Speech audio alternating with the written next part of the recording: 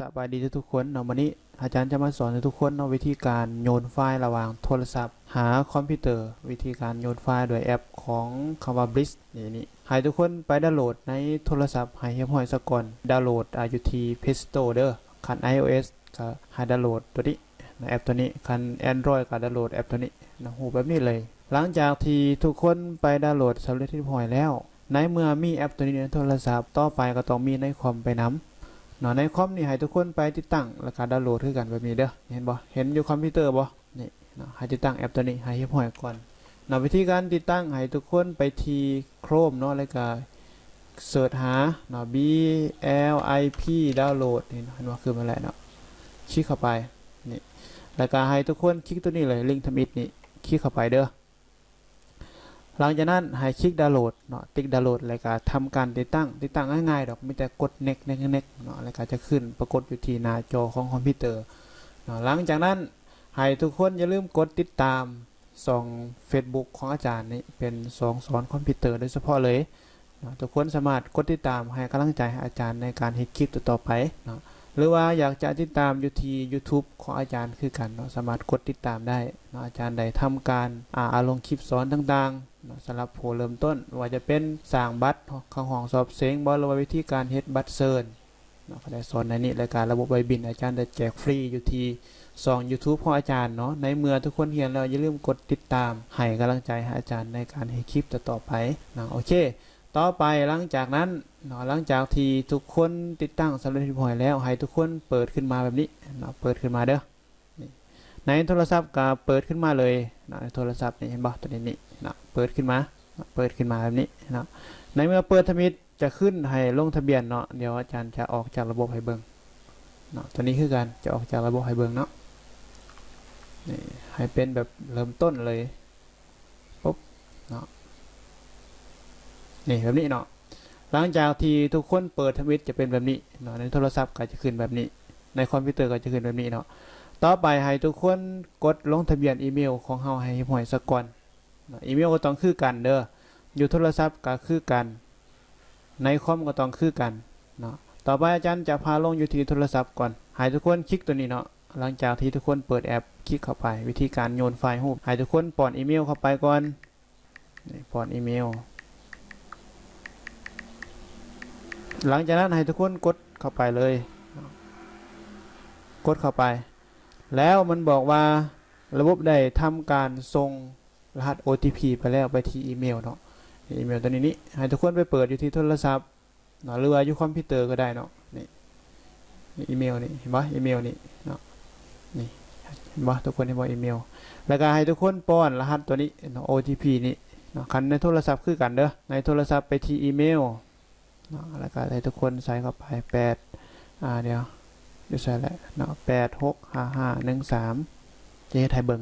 หลังจากที่ทุกคนป้อนรหัส OTP สำเร็จเรียบร้อยแล้วให้ทุกคนกดต่อไปเลยคลิกตัวนี้ปุ่มฟ้าๆนี่คลิกเข้าไปครับคลิกเข้าไปหลังจากนั้นจะขึ้นแบบนี้แสดงว่าเขาทำการลงทะเบียนสำเร็จเรียบร้อยแล้วต่อไปจะพาลงทะเบียนอยู่ที่คอมพิวเตอร์นำกันคลิกตัวนี้เลยปุ่มแดงๆคลิกเข้าไปแล้วก็ป้อนอีเมลคือกันอีเมลก็ต้องคือกันเด้อนี่ป้อนอีเมล@gmail.com เห็นปะหลังจากนั้นแสนโค้ดปุ๊บรหัส OTP คือกันเห็นวิธีคือกันในโทรศัพท์เมื่อกี้เห็นปะรหัสแล้วก็ก๊อปรหัสตัวนี้เข้าไปเลยอาจารย์จะก๊อปวางบนนี้เทไทยเบิงปุ๊บนี่หลังจากนั้นกดเข้าไปเราจะขึ้นแบบนี้แสดงว่าตอนนี้ทั้งคอมพิวเตอร์และการโทรศัพท์สามารถที่จะโยนไฟล์ไปมาได้คือกันแล้วได้แล้วเห็นปะในโทรศัพท์เพื่อนจะเห็นคอยออนไปแล้วiPhone นี้ในคอมก็จะเห็นตัวนี้เห็นปะนี่จะเห็นคำว่า Windows PC ต่อไปอาจารย์จะพาส่งไฟล์จากโทรศัพท์ไปหาคอมพิวเตอร์ไปก่อนเอาเบิ่งต่อไปให้ทุกคนเปิดอันนี้จะเปิดดาวน์โหลดบนดาวน์โหลดนี่เดี๋ยวจะเปิด2แอปขึ้นมาให้เบิ่งน้ำกันตอนนี้อยู่ที่ดาวน์โหลดยังว่าท่านมีอีกอย่างเห็นปะรูปก็ยังบ่มีตัวนี้ก็ยังบ่มีเห็นปะในโทรศัพท์ก็ยังบ่มีโอเคอาจารย์จะพาโยนไฟล์จากโทรศัพท์ไปหาคอมพิวเตอร์บัดเดียว ให้ทุกคนคลิกเข้าแอปตัวนี้เลยนะหรือว่าบ่คลิกก็ได้เนาะปัดออกเลยแล้วก็ไปที่แอปแกลเลอรี่เนาะในแอปรูปภาพของเฮานี่เดี๋ยวจะให้ได้เบิ่งเป็นตัวอย่างรูปภาพตัวนี้เนาะเห็นปะจะให้ได้เบิ่งเป็นรูปตัวนี้อาจารย์จะพาส่งเข้าในคอมพิวเตอร์เนาะแล้วก็ให้ทุกคนคลิกบนนี้คลิกบนลูกศรนี่ทุกคนเห็นบ่คลิกลูกศรขึ้นมาบ่เห็นเดี๋ยวทุกคนจะมาก็บ่ขึ้นเดี๋ยวคันคลิกลูกศรหน้าจอคอมจะหายเนาะโทรศัพท์นี่คลิกตัวนี้ก็ได้เนาะ Windows PC นี่แล้วก็ต่อไปเลือกรูปเนาะว่าจะเป็นเอกสารก็สามารถส่งได้คือกันเนาะแซนโฟโต้นี่คลิกเข้าไปเนาะอาจารย์จะเลือกตัวนี้ใบบินเนาะเป็นตัวอย่างให้เบิ่งคลิกเข้าไปปุ๊บหลังจากนั้นคลิกตัวนี้เนาะกดเพิ่มปุ๊บเห็นปะอาจารย์ส่งไปแล้วเนาะจะปรากฏอยู่ทีนี้เห็นปะนี่จะปรากฏอยู่ที่นี้แต่ว่าไฟล์ iPhone จะขึ้นHEIC เนาะจะขึ้นเป็นนามสกุลไฟล์ตัวนี้นะเดี๋ยวส่งตัวอื่นก็ได้ส่งต่อไปเนาะคลิกไปทีนี้ในโทรศัพท์เดี๋ยวปิดตัวนี้ออกไปก่อนในโทรศัพท์เด้อทุกคนเบิ่งเด้อนี่ในโทรศัพท์ก่อนคลิกเข้าไปคลิกไปที่ Send Photo Video คลิกตัวอื่นก็ได้ตัวนี้นี่ตัวนี้เนาะคลิกเข้าไปคลิกเลือกหลังจากนั้นให้ทุกคนเดี๋ยวติ๊ก2รูปก็ได้รูปตัวนี้เดี๋ยวติ๊กรูปตัวรูปนี้ซะนี่นะ2รูป3รูปทีนี้อาจารย์จะส่งมาอยู่3รูปเนาะอาจารย์ติ๊กไปแล้วแล้วก็คลิกเพิ่มข้างเทิงนี้ปุ๊บเนาะเบิ่งเด้อ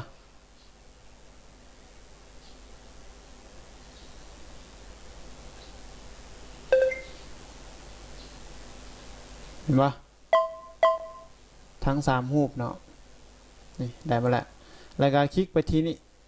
show in folder ปุ๊บเห็นปะขึ้นมานี่ทั้ง3รูปเนาะตอนนี้เป็นไฟล์ iPhone เนาะ HEIC แต่ก็สามารถเปิดได้เนาะให้ทุกคนไปดาวน์โหลดนามสกุลไฟล์ตัวนี้นี่ในโทรศัพท์ก็ขึ้นมาแล้วเห็นปะนี่ในคอมพิวเตอร์ขึ้นมาแล้วเห็นปะนี่ขึ้นมาแล้วรูปตัวนี้ก็ขึ้นมาแล้วอยู่ที่นี่นะวันนี้อาจารย์จะพาส่งไฟล์จากคอมพิวเตอร์ไปหาโทรศัพท์อีกอาจารย์จะส่งโลโก้ตัวนี้ก็ได้เนาะนี่ขอบตัวนี้วิธีการส่งไฟล์ให้ทุกคนคลิกขวานะเดี๋ยวเปิดแอปโทรศัพท์ให้เบิ่งเลยนี่เนาะคลิกขวาเปิดแอปโทรศัพท์ให้เบิ่งซะทั้ง2อันเดี๋ยวสิว่าบ่เห็นว่าเฮ็ดจังไดนี่นะโอเคขึ้นมาเนาะจะพาส่งแอปโลโก้ตัวนี้ให้ทุกคนคลิกขวาเนาะหลังจากนั้นเลือกแอปที่เราติดตั้งเมื่อกี้นี้คลิกเข้าไปตัวนี้ปุ๊บหลังจากนั้นคลิกไปหา iPhone ปุ๊บเห็นปะส่งมาแล้วจะขึ้นบนนี้นี่ในโทรศัพท์นี่ขึ้นมาแล้วเห็นปะในโทรศัพท์ก็ขึ้นมาแล้วนะต่อไปอาจารย์จะพาส่งโลโก้ตัวนี้ก็ได้นี่นะคลิกขวาส่งอีกปุ๊บไปหา iPhone ขึ้นมาปะนี่ทางซ้อมรูปขึ้นมาแล้วเนาะรายการต่อไปเราจะบันทึกไปหาโทรศัพท์เราจะบันทึกจังใดเนาะสมมุติว่าคือโลโก้ตัวนี้เราจะบันทึกอยู่ที่โทรศัพท์เด้อนี่เด้อโทรศัพท์เด้อตัวนี้เด้อแล้วให้ทุกคนคลิกไปทีนี้เนาะโลโก้นี้ปุ๊บนี่แล้วก็คลิกเข้าไปหลังจากนั้นให้ทุกคนคลิกด้านเทิงนี้เนาะคลิกด้านเทิงปุ๊บนี่แล้วก็คลิกคำว่า save to photo ปุ๊บเนาะต่อไปอาจารย์จะเซฟตัวนี้อีกปุ๊บเดี๋ยวให้ทุกคนคลิกบันนี้บันนึงให้ขึ้นแบบนี้แล้วก็คลิกลูกศรด้านเทิงนี้ปุ๊บแล้วก็คลิกตัวนี้ save to photo ปุ๊บเนาะหลังจากนั้นให้ทุกคนไปเปิดแอปรูปภาพเห็นปะขึ้นมาแล้วนี่ตัวนี้ขึ้นมาแล้วนี่เห็นปะขึ้นมาแล้วตัวนี้เนาะ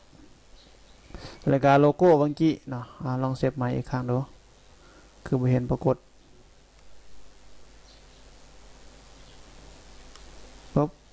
save to photo